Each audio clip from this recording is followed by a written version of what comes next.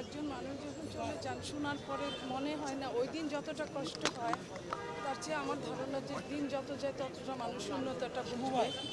আমরা এই মুহূর্তে ওনার এই যাওয়াটাকে আমরা হয়তো ওইভাবে বুঝবো না, ওইভাবে না বুঝে আমরা আমাদের নির্বাচনটাকে সামনে উনি যে যে কথাগুলো আমাদের জন্য বলে গেছেন, উনি গণতন্ত্রের জন্য যে ত্যাগটা করেছেন সেই ত্যাগটাকেই আমরা মনে রাখবো।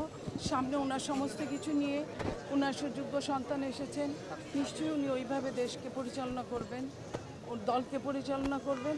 এবং আমাদের মনে হয় যে আল্লাহ আমাদের সবাইকে তো চলে যেতে হবে, আমি যাব আপনি যাবেন, উনি চলে গিয়েছেন, তারপরেও কথা থেকে যায় যে মানুষটা এই যে অপূরণীয় ক্ষতি বাংলাদেশের আজকে, এই অপূরণীয় ক্ষতিটা আসলে কোনো কিছুতেই শুধরানো যায় না।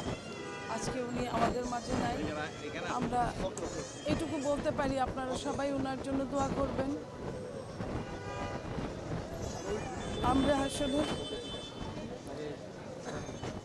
ওনার সাথে অনেকগুলো দিন আমরা আসলে এটা ভুলতে পারছি না যে আমরা কীভাবে সামনের দিনগুলো চলবো।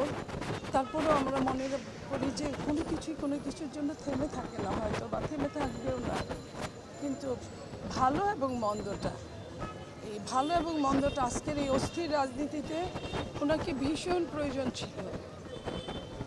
ওনার এই প্রয়োজনটা হয়তো আল্লাহ ভালো মনে করেছেন, এটাই হতে পারে। তবে এই গণতন্ত্রটা চলমান করার জন্য ওনার কোনো বিকল্প হয় না।